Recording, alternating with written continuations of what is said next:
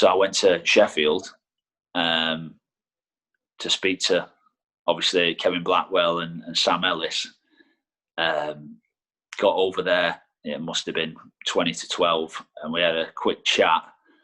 And it was a shame, really, because it's probably, in fairness, the only way I would have ended up leaving, because if I'd have had more time to think about it, I know I would have talked myself out of going. And I sort of spoke to Kevin Blackwell, and he said, Stoke have come in for you. But he was honest, and he said sort of the chairman and the club have asked me not to talk you into staying. So basically saying that they want to sell me. They obviously wanted the money. So, that was sort of in my head. You sort of think, right, well, they don't want you to stay, so why are you going to stay somewhere where you're not really wanted? And it was a shame, because I've been at Sheffield for coming up 10 years really, and then I ended up leaving. And that's the thing with football. You like that morning, I'd been training there, didn't know anything.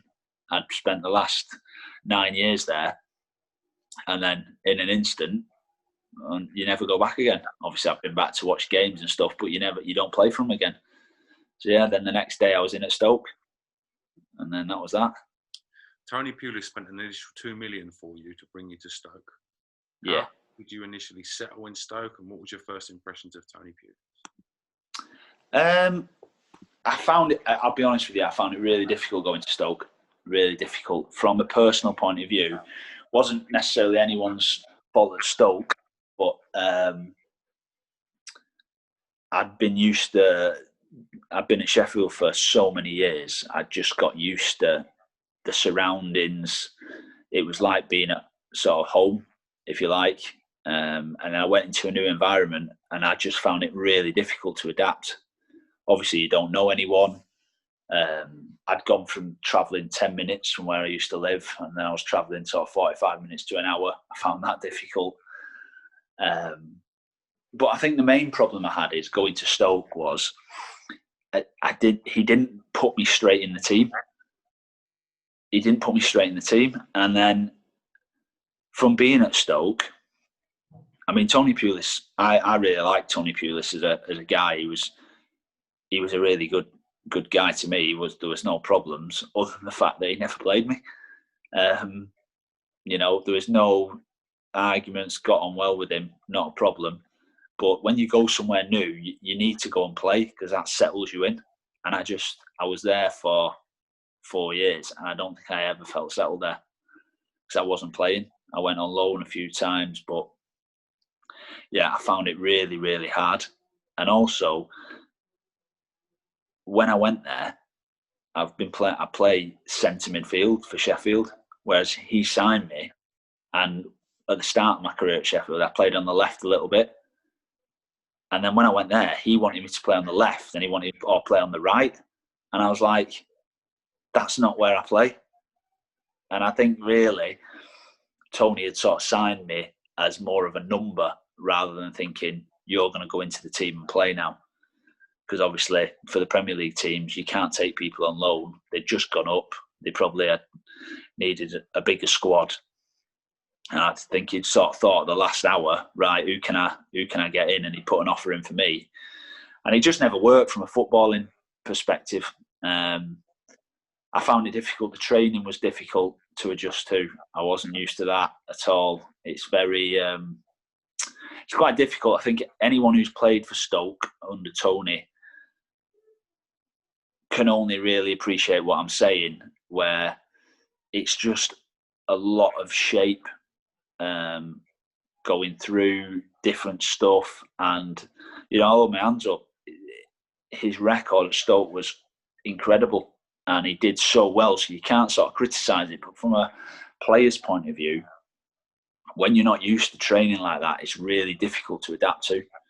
And if you're not playing, it's even harder, because sometimes I'd sort of be training, I'd come back from training, and I'm like, I'm not playing any football, but I'm going in to train and play, and you feel like you're starved of playing.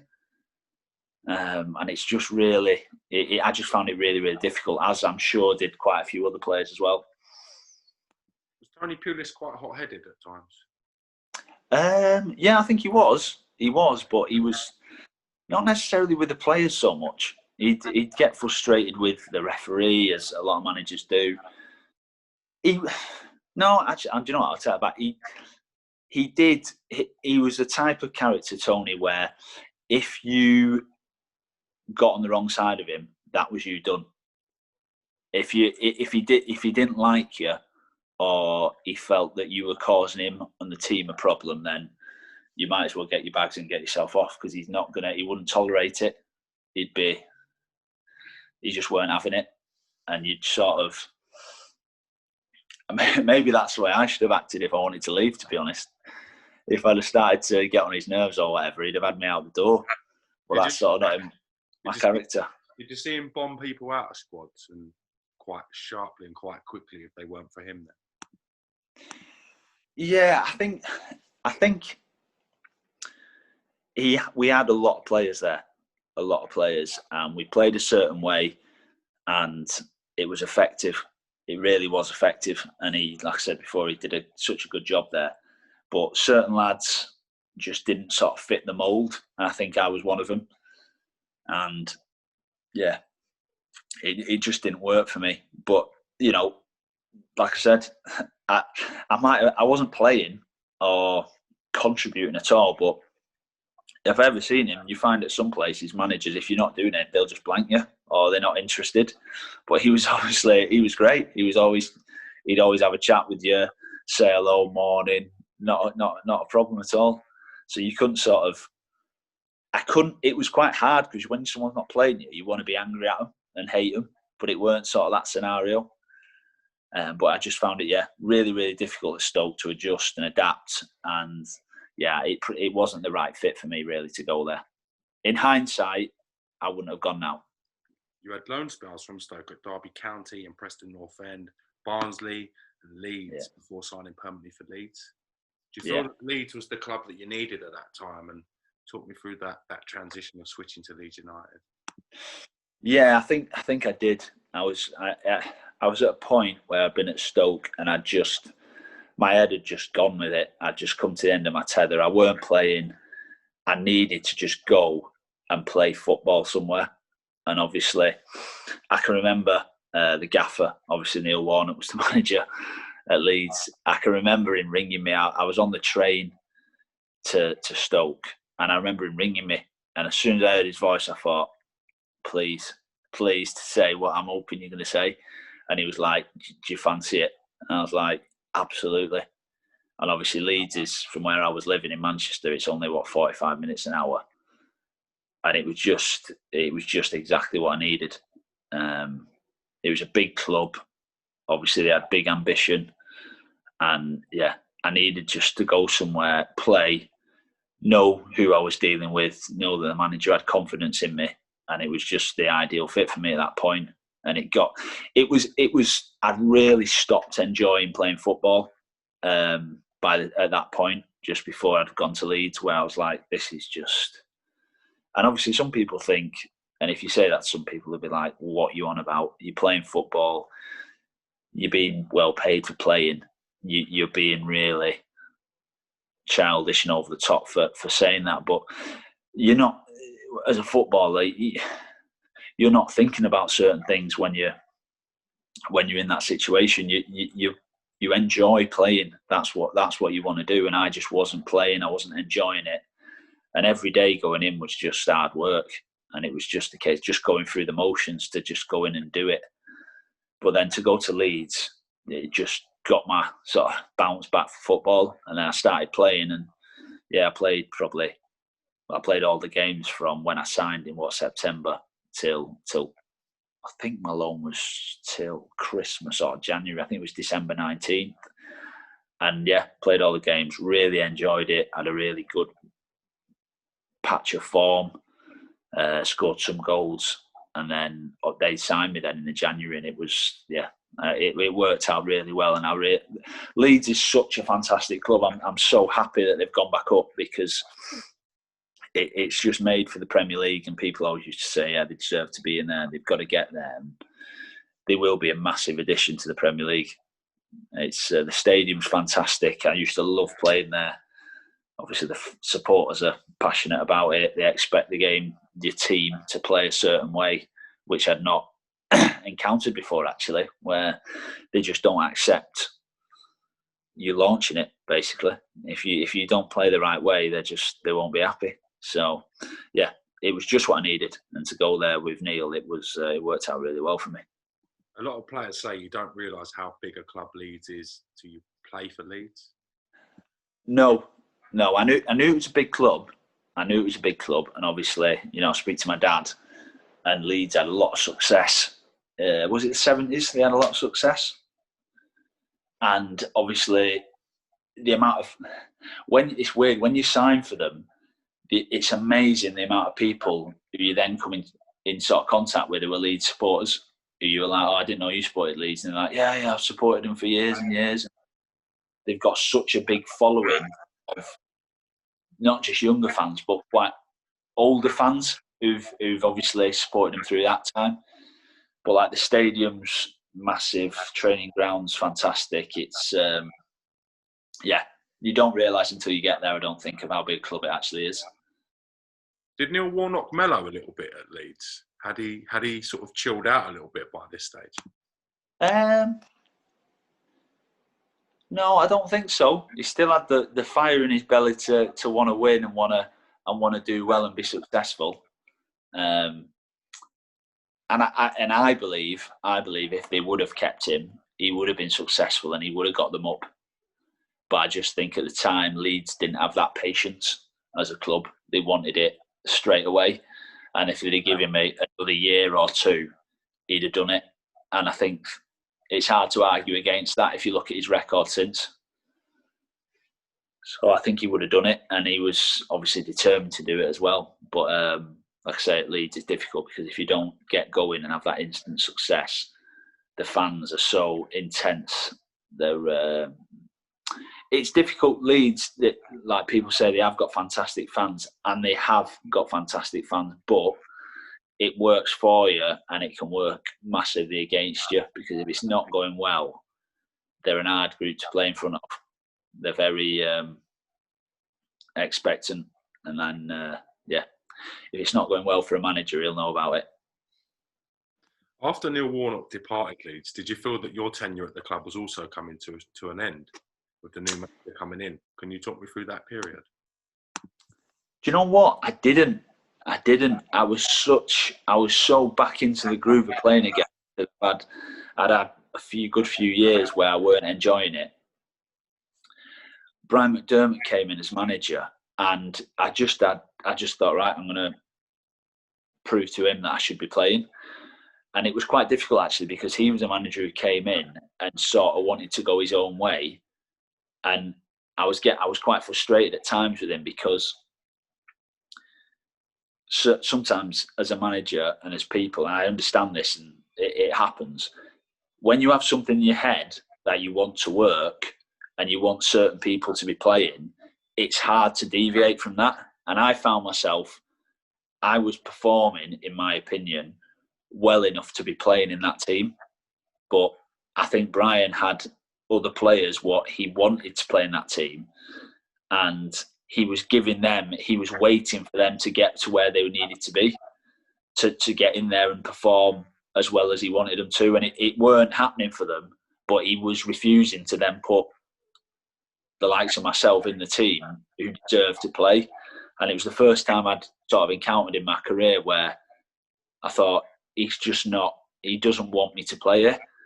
But then it was one of the most satisfying things. I felt like I proved him wrong, because he was, taking me out. I was playing, I got in, and then it's like, I felt like, you're playing me because you have to play me because I'm playing well. But yeah, in the back of my mind, I thought, if I have a bad game, I'm out of there.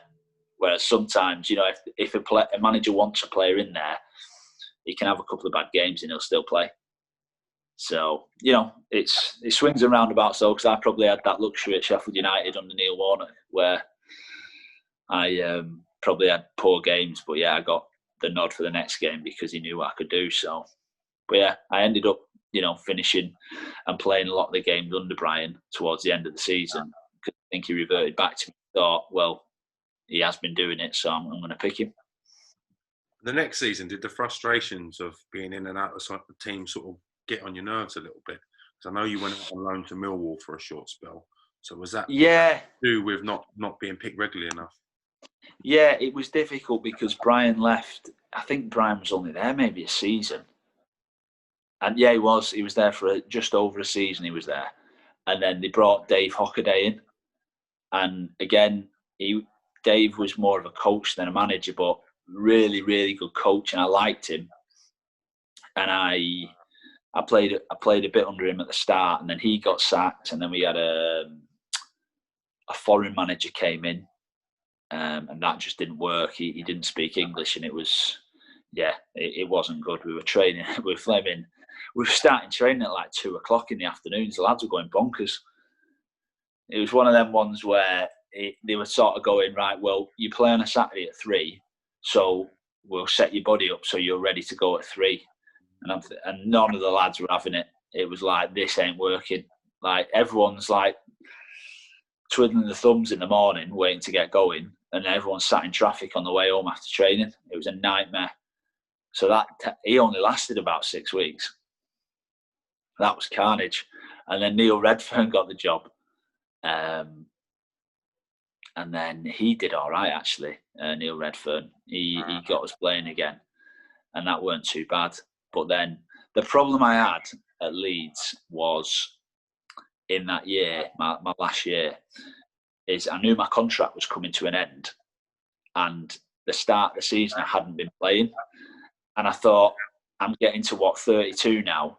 If I don't play some games somewhere, if I'm not going to play at Leeds aren't going to give me a contract, and if I don't get playing some games somewhere else, no one's going to take me. And it was a really difficult time because Bradford wanted to take me, who were in League One at the time under Phil Parkinson. And I fancied that. I didn't need to move. They were doing really well in League One, and I thought, yeah, I'd like to do that.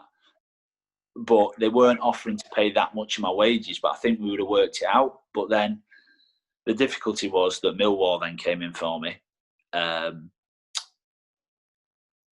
they were offering to pay much more of my wages. And these are the difficult things in football people don't realise. So basically, Leeds were saying to me, right, well, you can either go to Millwall or you can go nowhere. So you either stay here or you go in Millwall. You're not going to, we're not going to let you go to Bradford and them only pay, I don't know, a small amount of your wages. So I was like, well, I've got no choice now, have I? And then that's where it was difficult, because I went into Millwall and it was like going into the lion's den, because, excuse the pun, but they were struggling at the bottom of the league. Ian Holloway was there, who was an absolute character, who I enjoyed, playing under. But it was difficult for him because his squad was, well, it wasn't good enough to stay up. It's as simple as that, really. Went in there, played a few games, and then he got sacked. And then I was completely stuck. I was just left right in it because Neil Harris took over, who'd been doing the young lads. And in fairness to him, he said to me, he said, I'm going to play the lads who are going to be here next season.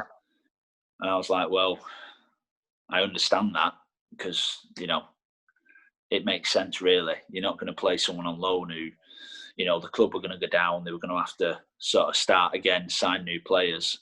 He wanted to give some of the lads, the younger lads, an opportunity who'd been playing under him. So I was like, all right, okay. But he said, look, I'm not going to drag you. And he said, I'm not going to drag you around the country to give you 10 minutes at the end of a game. But then I'm thinking to myself, but I live in Manchester and I'm in South London here. This is a nightmare. So I just sort of said to him, look, if I speak to Leeds, am I all right to just go back to Leeds and train there till the end of the season? And he was like, yeah, that's fine with me. I'm not gonna make you live down here for the next 2 months. and you're not going to kick a ball, you're just going to end up losing it. So I ended up going back to Leeds, but it was so difficult at that period because it was taken out of my hands. You always think, what if I'd gone Bradford, I might have played there, signed for them, and then it would have been a different story. But you can only do what and make a decision what's in your hands at the time. So yeah, I ended up going to Millwall, which is a great club actually, really well run. Facilities are really good, and yeah, we've got some really nice people down there.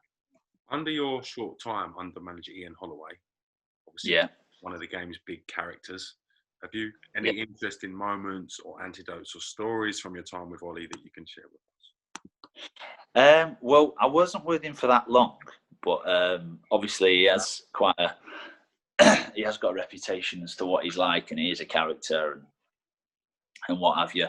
I was just quite. It was just quite funny because obviously the lads were saying, "Oh, he's bonkers, like he does this and he does that." But like, the only thing I can say, the main story and somewhere around the training ground really is, if he had a meeting with the players, that could literally go on for 3 hours because he just once he starts talking, I think he just completely forgets and has no knowledge of what time it is. Because we'd go into a meeting at 10 in the morning. We'd not come out till 11:30, 12 o'clock, and be like, the lads would be like, oh my God, we've got to go training now. And you're thinking, what was he actually talking about in there? And then like sometimes I was sat there in that meeting room and I'm thinking, where's he got? He's like lying down on the floor doing stuff. And I'm thinking, what is this? This guy's mental. And he was always really funny when he was talking about the other team. Because he wasn't disrespectful, but he always come up with some funny, clever anecdote about a player and what's he's like, and you can do this, and he'll not get there. He just a really good guy to be around, and I did really like him. But it was just a shame that, like in a lot of clubs, I think the fans had already turned on him, and once the fans turn, it's very, very difficult to get them to switch back the other way. And it was tough. I think they ended up going down in the end, which was a shame. But I'd only been there, must have only been there 3 or 4 weeks, and then he left. And you're stranded. You're like, what do I do now? This takes us to Stevenage Borough. Yes. So I'm guessing this is a sort of a chance for you to play football and enjoy your football. And are you thinking in your head this could be a last sort of hurrah at this stage in your career?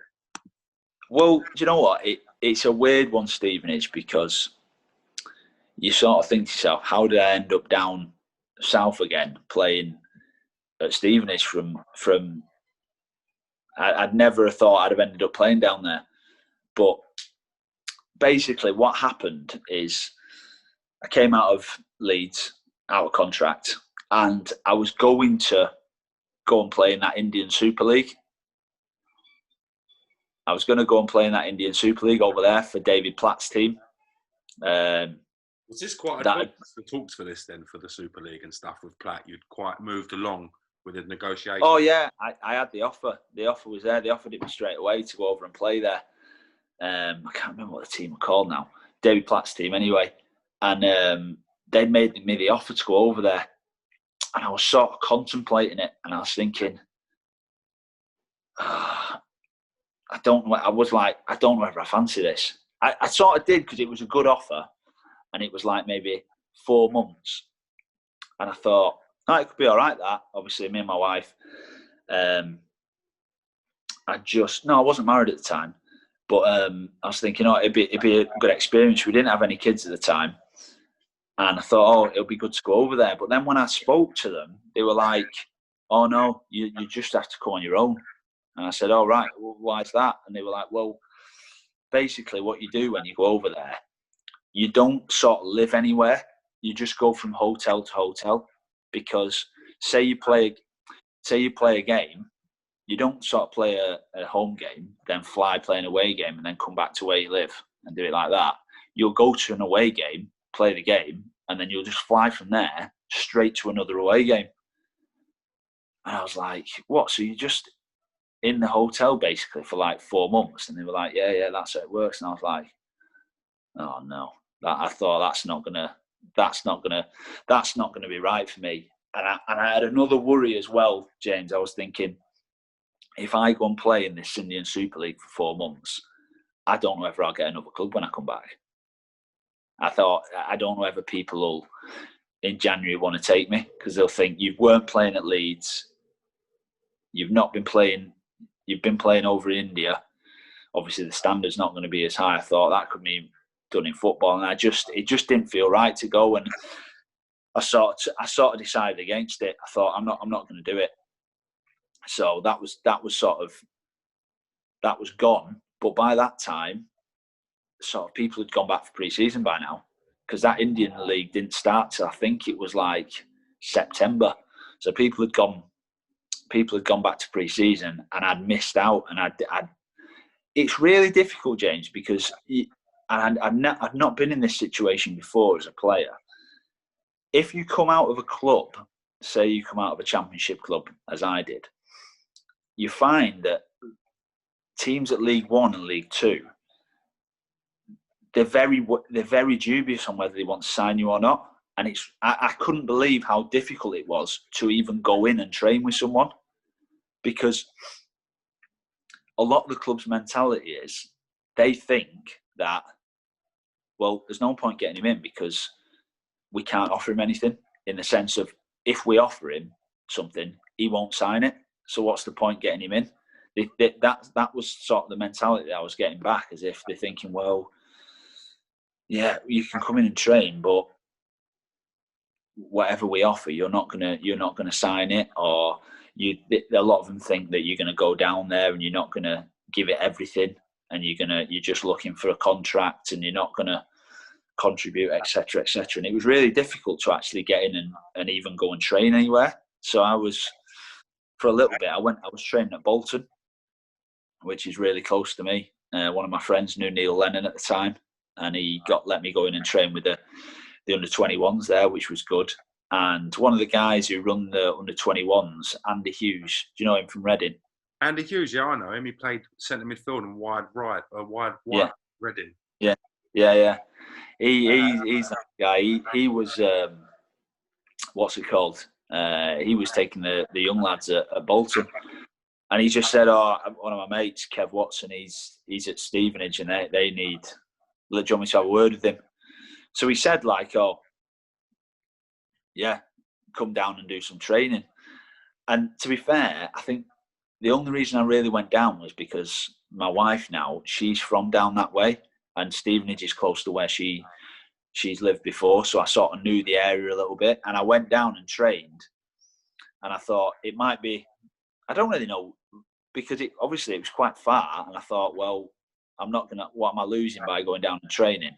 So I went down, trained for a week or so, and then I came back at the weekend, and then I went down again, and I was literally thinking to myself, right, I'm gonna have to go and speak to the manager, who was Teddy Sheringham at the time, and say, look, if you're not going to offer me something, then just tell me, because I can't I'm not going to keep trekking up the motorway just for the fun of it. But then on the Saturday, one of their lads in midfield got booked, and he was suspended for the next game. And then they had Tuesday night, they had Portsmouth away, and I think he was a bit worried, because they were a good team. They were like the favourites for the league. And he just said to me, "Do you want to sign you? Would you be interested in signing?" And obviously, it was a crap deal. It was shocking, absolutely shocking, honestly.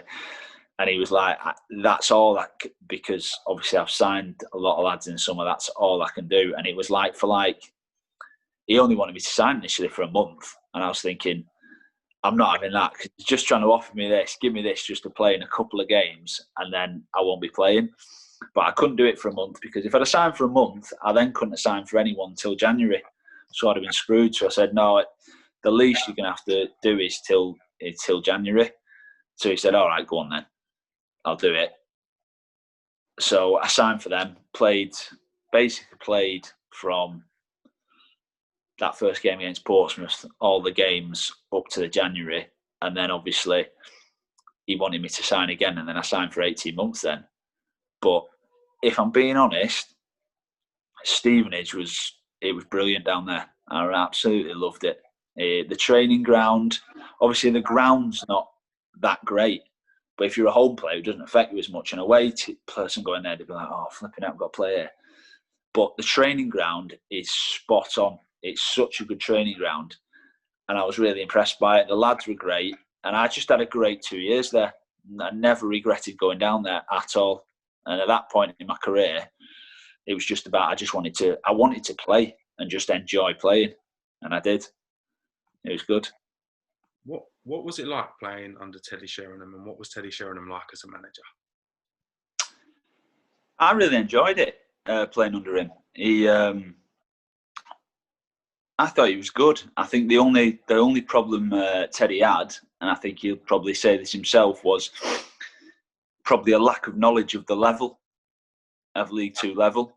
I think that he had a clear idea of what he wanted to do and how he wanted us to play, but it's quite tough for managers because of his sort of ilk, because the leagues that he's played in and watched and has a vast amount of knowledge on is probably the Premier League and the Championship, and then going into League Two, it's obviously played in a different way, and knowing the players that you're dealing with and etc. etc. But I enjoyed playing for him. Obviously, he's got an immense amount of experience. You can tell that, and there's little things that he'd be talking to players about, and you'd be like, all right, okay.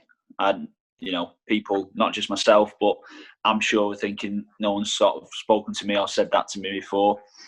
But it was just really unfortunate because, like, for a lot of managers now, when they're just starting, you've just not got any time. And if things aren't going well, chairman, change it. And I understand that that's just the way of football and the way it works, but it's really tough for managers, I think, now, as hard as it's ever been, because you've got to get instant results. And if you don't, then obviously you pay the price. Do you think it's hard for managers that have played at the top level when they then go into coaching and they're coaching players that maybe haven't achieved as much as they have in their own careers? Do you think can be quite frustrating for managers that have had such great success as players? I think that it must be, to a certain degree. I think that for a manager who's played very high, Premier League, internationally, you've got to try and change your mindset and sort of think, well, this player it's like he doesn't know the things that I know about football, and you can't take for granted that people will do certain things. And I think that's the difficulty. Certain things you'll just think, well, he'll know that, or he should know that, and you don't actually explain it to them. Whereas you've just got to you've basically got to try and act as if you're talking to someone who doesn't know anything about football and you're starting from scratch, because otherwise they can miss things. And it must be difficult for players, especially who've played at the top level, because their expectation level of people will be much higher. Did you enjoy your time at Stevenage? Is that a time you look back on fondly, or was you quite interested and keen to move on to Port Vale? No, I loved it there. Like I said, it was fantastic. The group of lads were great. The setup was really good. I played pretty much all the season in the first year. I sort of was in and out in the second year, which was really frustrating, actually, because I wanted to obviously play, but the lads, we had some of the lads who were playing in my position who were, fairly playing really well, and they played quite a lot of the games. So in the second year, I was at an age where I thought, if I'm not going to be playing, then I don't really want to stay here. I'm not just going to stay here just to sit on the bench and just watch the games go by. I want to play as much as I can and enjoy it.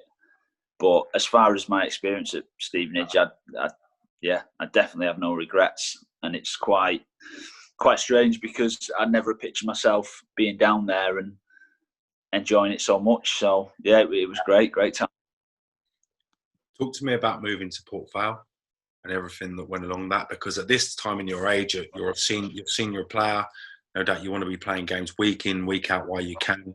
Talk to me about the transition to Port Vale. Well, with Port Vale, I'd left Stevenage. Funnily enough, Michael Brown was the manager at the time at Port Vale, and obviously I know Michael from Sheffield United and Leeds, and I just spoke to him actually, and when I was on the way to speak to the manager at Stevenage, to see whether or not I was going to stay for another year, and he was just saying, "Let us know what you want to do. You can always come in here pre-season." And basically, that's what happened. I left Stevenage, and then I went to Port Vale pre-season, trained with them all pre-season, and then literally signed just sort of the day before we were going to play the first game of the season. And then, I enjoyed it at Port Vale. It was good. Again, really good set of lads. It's a shame. Well, it was a shame because at the time, I don't think the club was really set up as well as it could have been, because they've got massive potential there. And it's great to see now that they've got new owners in and they're doing really well. They've got a good manager in John Askey. Dave Kevin, his assistant's a good coach as well. And I've still got quite a few friends there that I look out for and see how they're getting on. And I think that club will start to improve now season by season, and it'll have a chance to probably go up a league eventually, I think. But it's a really good club, and it's a good setup now. And I enjoyed my time there. It was good, really good. What's it like playing under a former teammate? So when you've had someone who you've played with as a teammate, you've had that bond. What's it like having them as your gaffer? It is a little bit at first, because basically you used to being on the pitch with them, and obviously they're then taking the team talk. So you quick, like anything in football and in life, you quickly adjust to it. Brownie, I felt, was again a little bit like Teddy Sheringham at Stevenage. Port Vale, he suffered because the fans at Port Vale were really frustrated with the board and really wanted the chairman out and all this sort of thing. And we didn't start the season that well, and straight away it's any excuse for the fans to sort of have a go because they're frustrated as it is. And then we lost a couple of lads, and for injury, etc. Danny Pugh got injured, and I think what you find, or what I've noticed from playing at League Two level, you can't really afford to have sort of major type players injured in the season, because it really affects you, because it's not like the Championship or the Premier League where you can bring equivalent in or whatever who can fit in that void and do a job. You're always struggling, and I think that was a problem we had.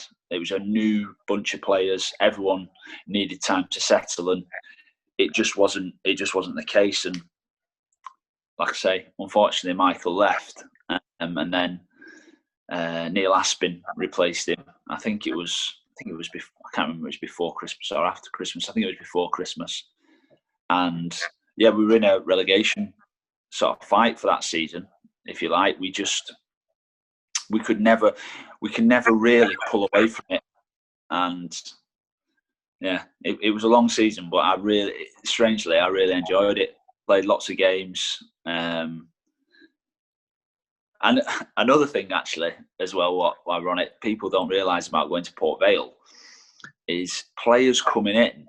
What's a really big thing what you've got to adjust to is the size of the pitch, because that pitch is ginormous, and for myself, I'd gone from Stevenage, what's a really tight, compact pitch, to basically a field at Port Vale that it's so big, and you've got to pick up the dimension. You have to adjust your game accordingly, especially when you're going in there at 34, 35. So that was something that I had to adjust to. But no, fantastic club, and I really wish them all the best. I hope they can go up this season. At this stage in your career, are you starting to think about life after football? Are you starting to think about what your life is when you're not training every day, when you're not living the life as a footballer?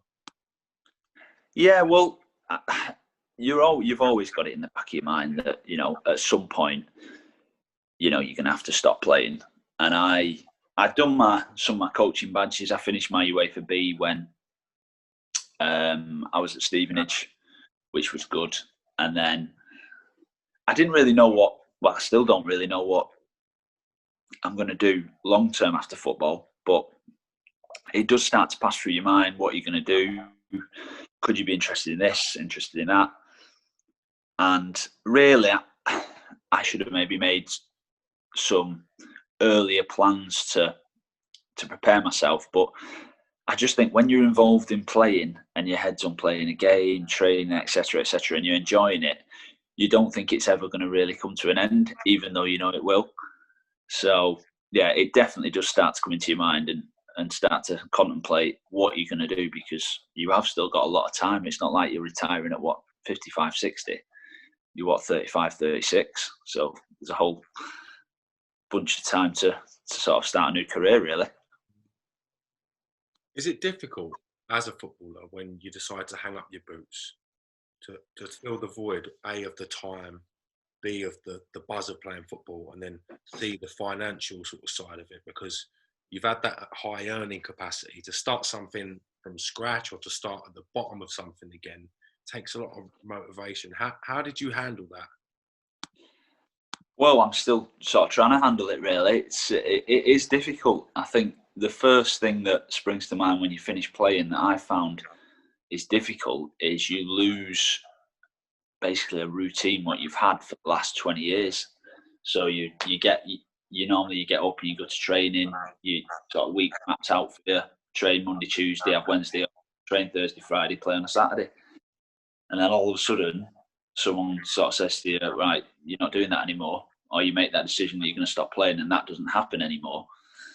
And then you've got that time to fill, and it's tough. And you miss the buzz of a Saturday and going in and training and doing all these sorts of things, and it is tough. It's tough, and obviously you're used to basically getting paid as well. You're used to having a wage coming in, and that all of a sudden stops.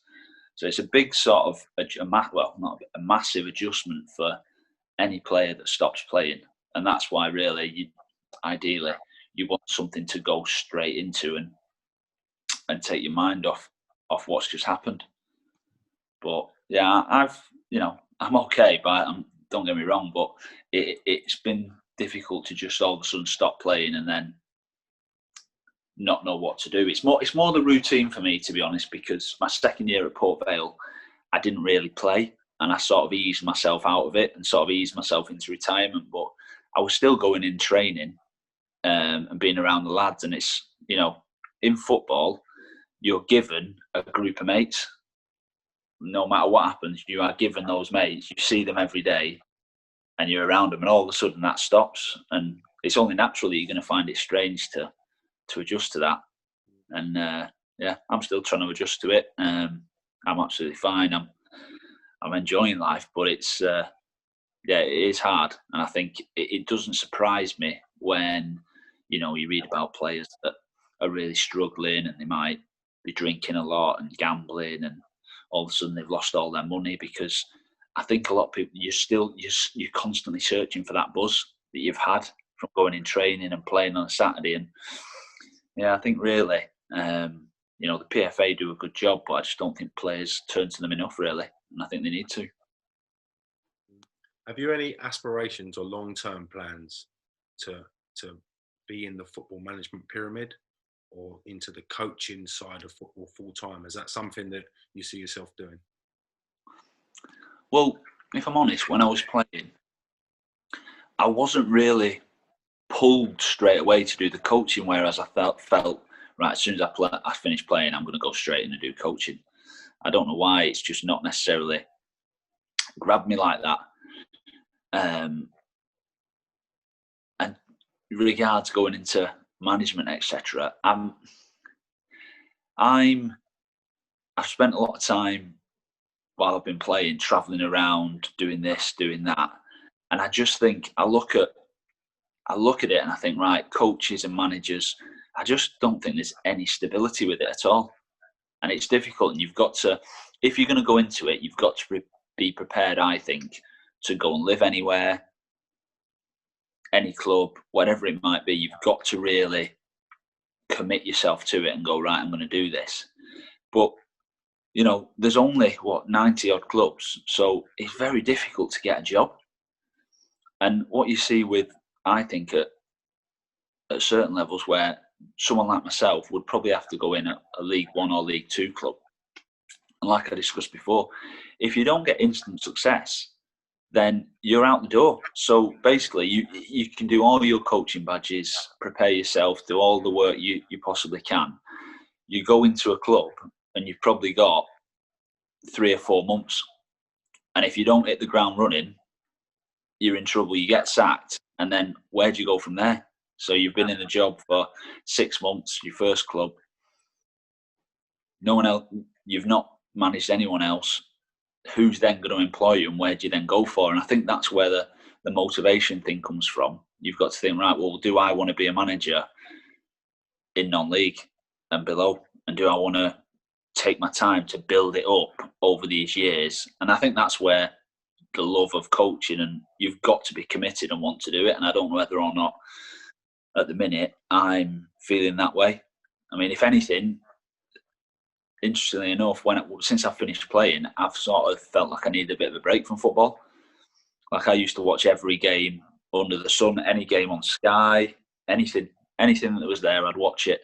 But now I don't watch many games. I watch the big ones. I'm a City supporter, so I watch City if they're playing in Europe or the big Premier League games. But it used to be, I need to watch Super Sunday.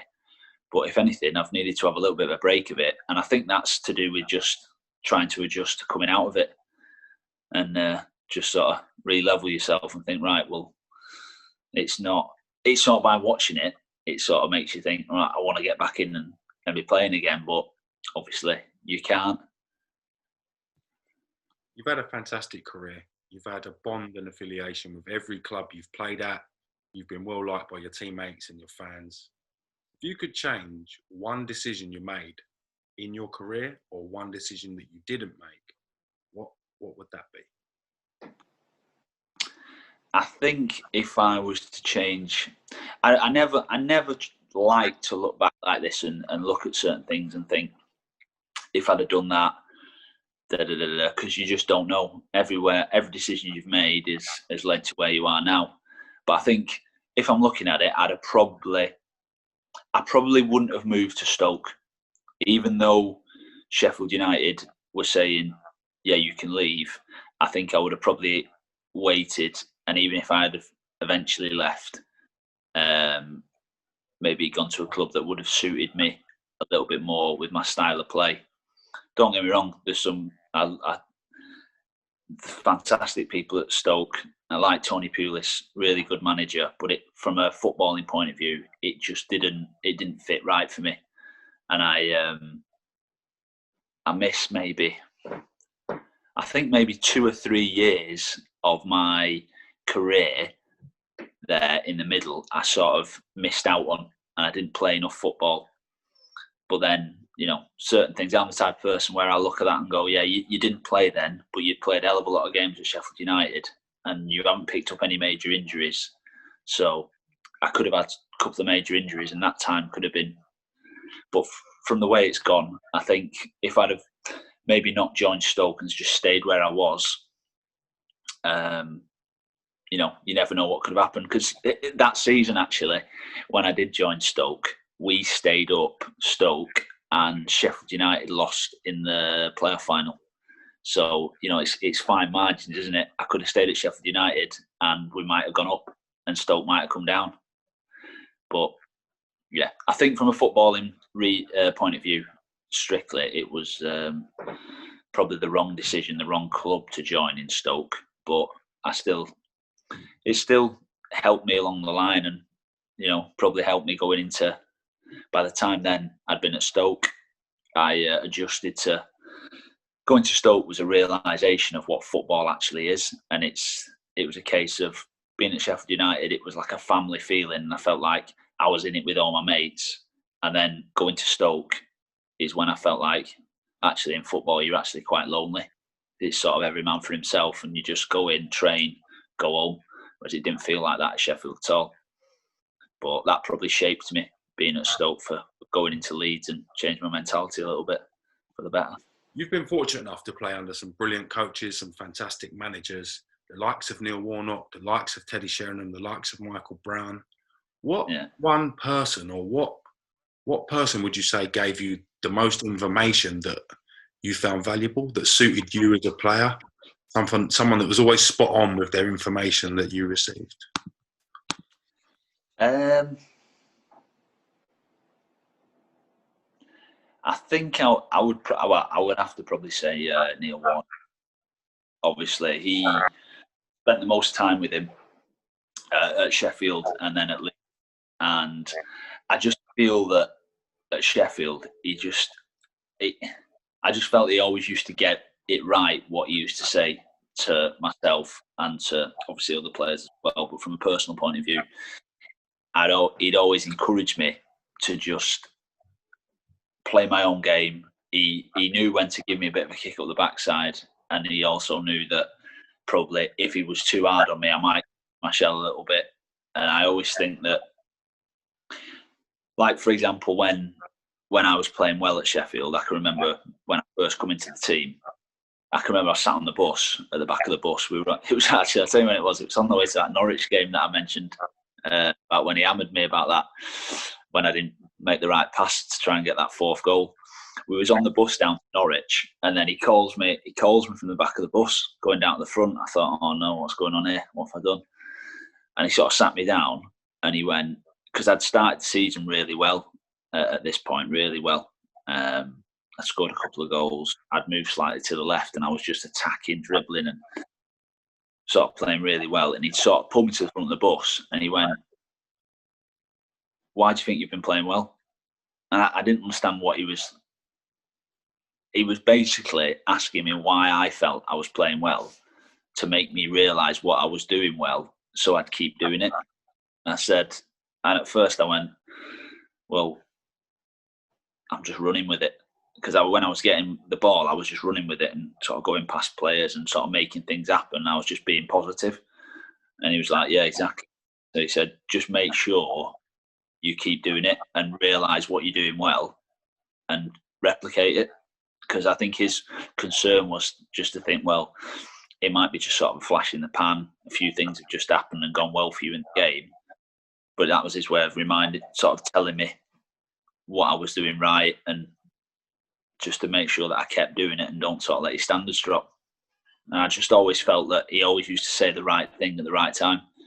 And that's what I suppose, that's what top managers and, you know, the higher you go, they just know what to say. And I think sometimes it just comes from their character. It's not something that you can sort of learn if you go and do a pro license course or an A license course. You know, the tutor can tell you, but it just comes within and from what type of character you are and how you sort of assess people. And you know what their strengths are and what the weaknesses are. And I think that's what he was very, very good at. Have you ever seen the film Groundhog Day? Where Yes, I have, yeah. One day over and over again. Yeah. You had to pick one day of your career to relive in a Groundhog Day scenario. What would that be? That's a difficult one, that. I'm trying to think. We've had some... I think from a team perspective, I think on myself, from a personal perspective, it was when we went up that year in to the Premier League from the Championship. All the lads sort of gathered up at Shirecliffe, where we used to train for Sheffield United, and we were watching. We'd played, you see, on the Friday, and then Leeds were playing. Like I said, we were going neck and neck with them. They played on the Saturday, so we all sort of met up at the training ground, and we were all obviously, you know, fingers crossed and hoping that Reading would get a result there.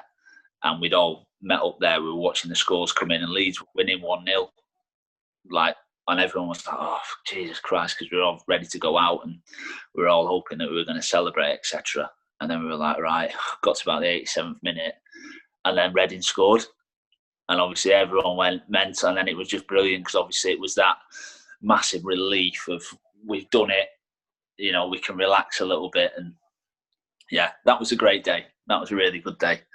But obviously, it's not an actual game, but from a day through football, it would be that, I think.